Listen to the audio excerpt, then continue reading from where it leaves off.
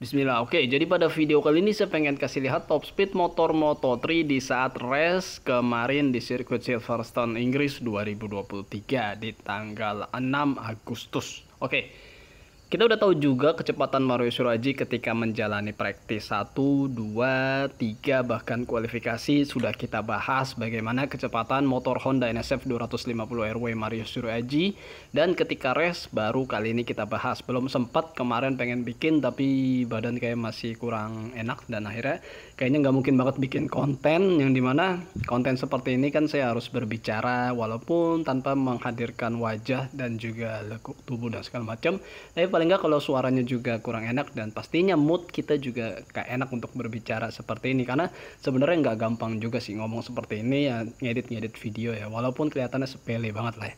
Oke, kalau kita lihat sebenarnya top speed paling tinggi itu yaitu Jose Antonio Rueda, ngomongnya gimana ini ya, Spanyol dengan motor KTM 241,6 km per jam. Dia paling tinggi Jose Antonio Rueda. Kemudian di posisi kedua ada motor Honda pembalap Jepang Tatsuki Suzuki dengan 239,4 km per jam. Ya, kalau kita lihat sebenarnya Mario Surajii posisinya seperti ini.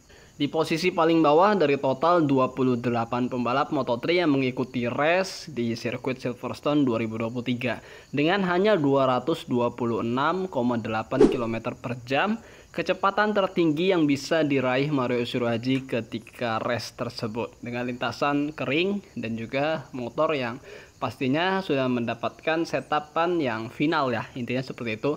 Jadi kita nggak tahu apakah Mario Surajii belum menemukan setapan terbaiknya di sirkuit Silverstone, dan pastinya kecepatan seperti ini ya kencang kalau buat orang seperti saya pribadi. Tapi untuk kelas Moto3 ini jelas paling rendah daripada pembalap-pembalap lainnya. Bahkan untuk rekan setimnya Taiyo Furusato juga cukup rendah ya, jadi nomor 2 di atas Mario Surajii dengan 232,7 km per jam. Tapi ini masih jauh lebih tinggi daripada Mario Surajii. Ya kalau buat saya sih ada suatu perbedaan, intinya seperti itu, karena memang biasanya Taiyo dan Mario itu top speednya tidak jauh berbeda. Yang biasa ngikutin channel RYD31 Media dan gak ketinggalan tentang konten data respect biasanya paham, karena biasanya Taiyo dan Mario itu selisihnya cuma sedikit banget. Jadi misalnya Mario ini 226, biasanya Taiyo 226 juga ataupun 227. Ini cukup jauh juga ya, 232. Sedangkan Mario 226.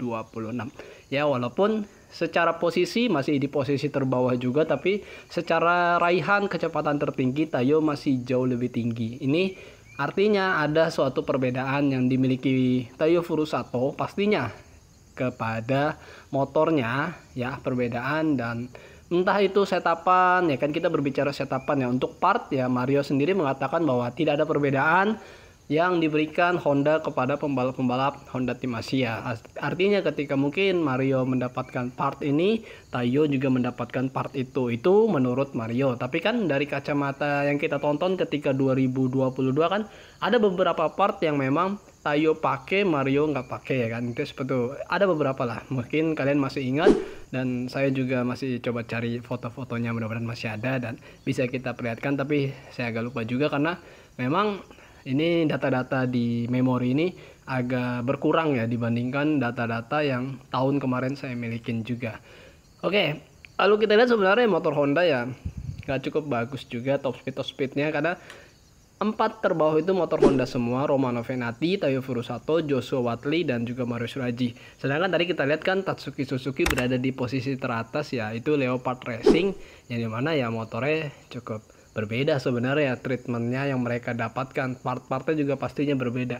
Bagaimana dengan Jaume Masia yang sempat crash dan juga sempat berada di posisi 1, padahal dia berada di posisi belakang dan finishnya juga lumayan bagus ya. Ya maksudnya bisa recovery posisi lah yang walaupun juga sulit mendapatkan poin. Kita lihat Jaume Masia mencetak 234,7 km per jam. Ya jadinya inti di posisi tengah-tengah lah di antara pembalap Moto3 yang mengikuti race tersebut ya. Oke, Mungkin kalau kita bacakan satu-satu juga nggak ini juga ya, tapi rata-rata pembalap itu sudah menyentuh 230 lebih. Ya minimal 235, 234 tuh banyak banget, 234 km per jam.